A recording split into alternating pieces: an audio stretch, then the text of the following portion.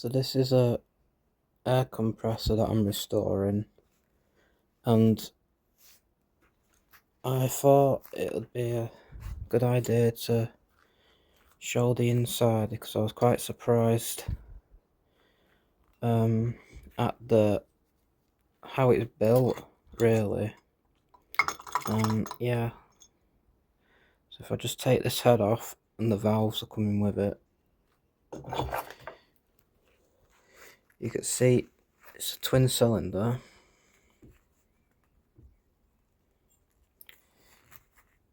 But you can see there is like valves in there, and it seems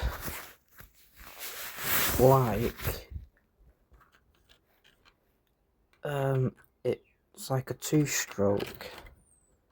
So this is the inlet, and it goes down into this filter, and then it goes into the crankcase, and then it comes up through the piston. It's got these unusual curled springs, and it has flat valves in it.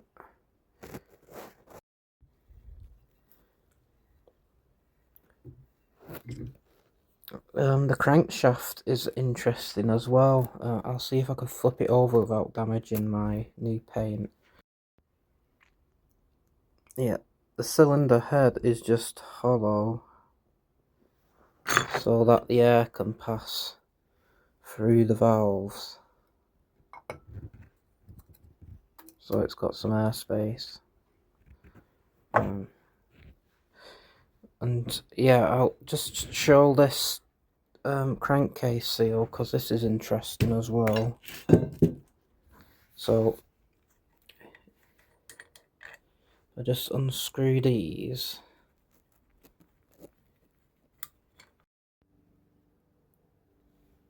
Right, so I've unscrewed them, and this steel plate comes off, and then the oil seal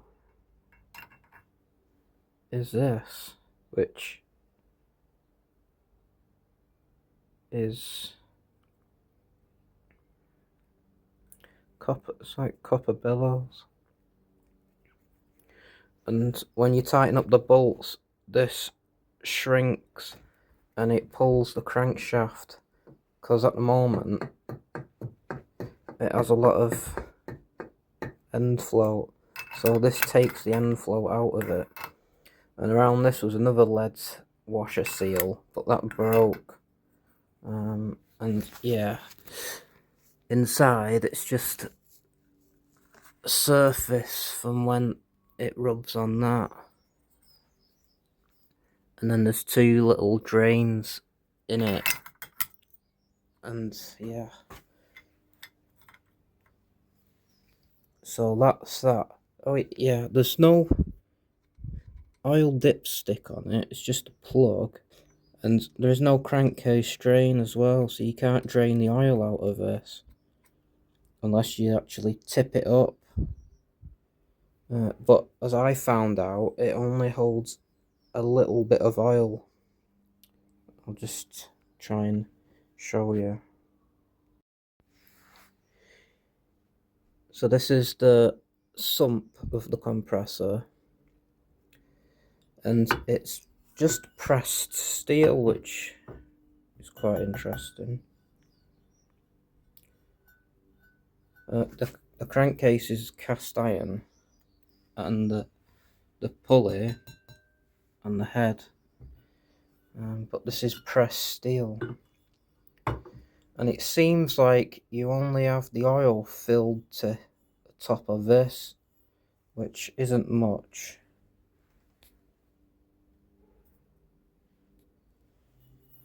But yeah, there's no way to drain the oil or see how much oil you put in, which I find interesting. It's like it was just made to be filled once and that was it.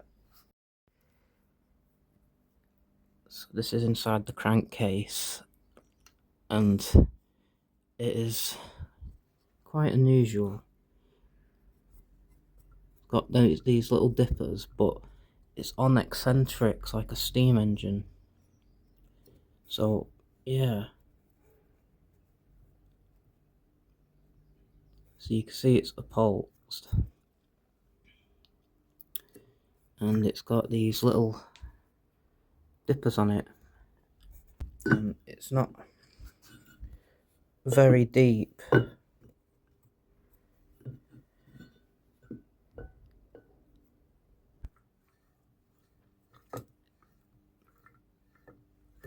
I have washed out the crankcase with paraffin, but before that, when I got it, it was quite tight, so I've let everything soak in thin oil, some spray oil and then oil, and just kept turning it and stuff, and it's freed up nicely.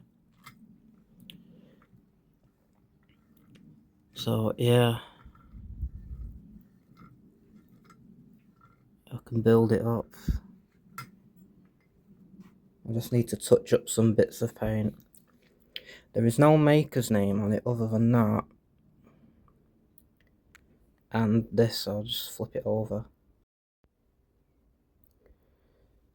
So yeah, made in England. And I have seen a few of these compressors about.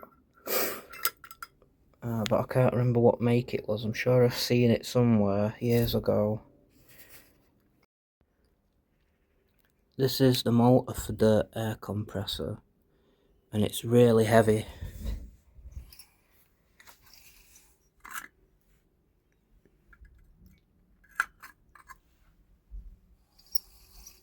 Surprisingly, it does work. I would wire it up, and I had to put a clamp on it because someone has broken this plate, I think, before when they was going to scrap it. So all this is loose, so I'll have to fix that. I just wanted to get it clean and put some paint on it, and it is a bit rough from where rust has corroded it, but surprisingly it seems okay.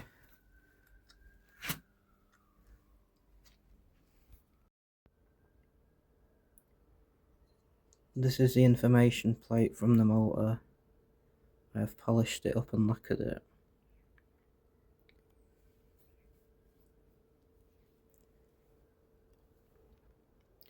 So yeah, I'll do a future video of it on the cast iron base, which I'm restoring as well, which has been a big project.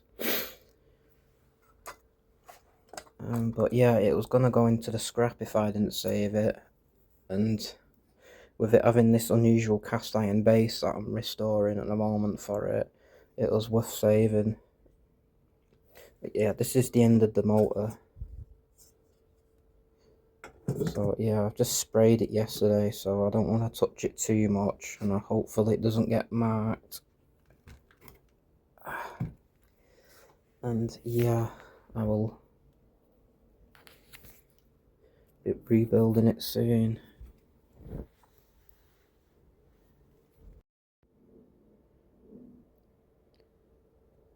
This is it, all complete.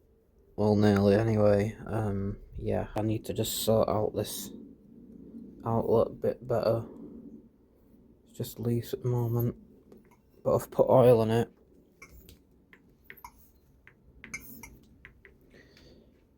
Yeah, ready to bolt on the frame nearly when I have it finished.